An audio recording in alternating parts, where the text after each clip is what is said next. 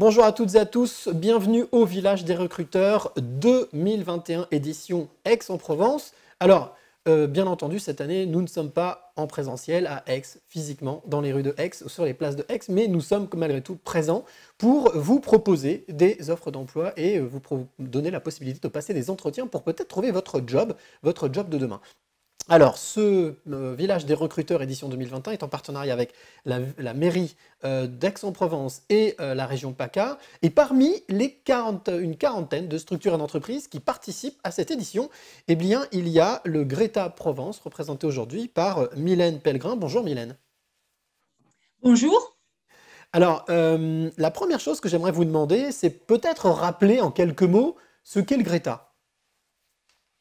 Alors, le GRETA est un organisme de formation continue. C'est l'organisme de formation rattaché à l'éducation nationale. GRETA pour groupement d'établissements. C'est un réseau national. Sur l'Académie Aix-Marseille, nous sommes 4 GRETA. Et le GRETA CFA Provence couvre les besoins en formation du bassin aixois jusque du côté de Vitrolles et même voire jusque Arles, en formation salariée, en formation demandeur d'emploi et également sur l'alternance. Donc le Greta, on va dire, s'adresse à tout type de public, c'est assez large? Exactement, tout type de public pour faire une formation de professionnalisation. Alors vous, vous êtes chargé des relations entreprises, ça veut dire quoi? C'est quoi votre travail au sein du Greta? Alors, les chargés de relations entreprises au GRETA sont chargés plus particulièrement de l'apprentissage et du contrat de professionnalisation, les deux mesures qui portent sur l'alternance.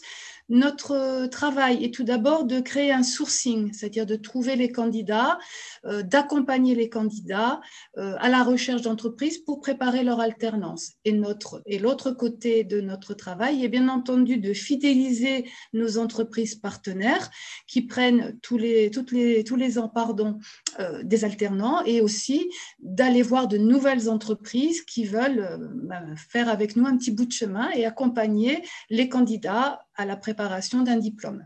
Donc si j'ai bien compris, d'un côté, vous créez le lien et de l'autre côté, vous l'entretenez. C'est ça, tout à fait, c'est exactement ça. Alors aujourd'hui, qui peut, on va dire, s'inscrire au Greta et participer pour pouvoir bénéficier d'une formation en alternance? Alors, l'alternance est ouverte à partir de l'âge de 16 ans. Nous avons, nous, en formation, ça va du CAP jusqu'au BTS uniquement. Donc, en CAP, nous avons des CAP plutôt métier de bouche, mécanique auto, esthétique, coiffure, cuisine. Et sinon, nous allons jusqu'au BTS. Alors, dans les BTS, on a le choix. On a le choix, donc on a les BTS des fonctions support, tout ce qui est tertiaire, des BTS commerciaux et des BTS industriels et techniques. Comment se porte l'alternance aujourd'hui? Parce que c'est vrai qu'on en entend de plus en plus parler, comme l'apprentissage. C'était des voies, on ne va pas dire des voies de garage, mais des voies qui n'étaient pas forcément exploitées. Aujourd'hui, comment est-ce qu'elles se portent? Elle se porte mieux, à mon sens, elle se porte mieux. Il est vrai que très longtemps, l'apprentissage était une voie de garage, c'était pour ceux qui n'y arrivaient pas. Grosse erreur, puisque lorsque nous préparons un diplôme en alternance, il faut, comment dire, réussir à mener à bien sa formation et son intégration dans l'entreprise et son apprentissage en entreprise. Et de plus en plus, les personnes se tournent vers l'apprentissage, sachant que l'apprentissage va même jusqu'au master, hein, donc va beaucoup plus haut. C'est vraiment une voie qui, j'irais pour moi la voie royale quelque part, puisque quand vous sortez avec un diplôme préparé en alternance, vous avez également, chose très importante, une expérience professionnelle. Alors la dernière question que j'ai envie de vous poser, Mylène, c'est quelles sont d'après vous, on va dire, les deux, trois qualités qu'il faut avoir pour pouvoir bénéficier de l'alternance ou de l'apprentissage?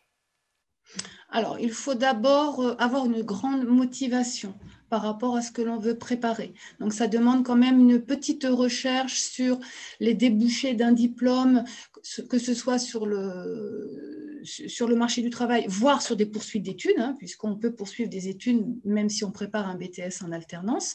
Donc, avoir une connaissance pour voir si on ne se trompe pas de voie. Nous, c'est un petit peu notre rôle aussi lorsqu'on reçoit les candidats, hein, on vérifie leur motivation. Et ensuite, ben, ne pas avoir peur de donner un peu de soi, de donner un peu de travail personnel, parce que pour réussir, il faut effectivement travailler un petit peu plus chez soi pour réussir à concilier les deux apprentissages. Et je dirais également, ce qui est très recherché aussi par les entreprises, c'est le savoir-être. C'est le gros point actuel, le savoir-être, la ponctualité, l'assiduité, l'envie de travailler. Ça, c'est un gros point également sur le recrutement fait par les entreprises. Savoir-être, savoir-faire, voilà, que des belles choses qui sont très très utiles. Merci beaucoup, Mylène Pellegrin. Je rappelle que vous êtes donc chargée des relations entreprises au Greta Provence. Vous êtes présente, comme une quarantaine d'autres structures, pour cette édition 2021 d'Aix-en-Provence du salon du village des recruteurs. Pardon.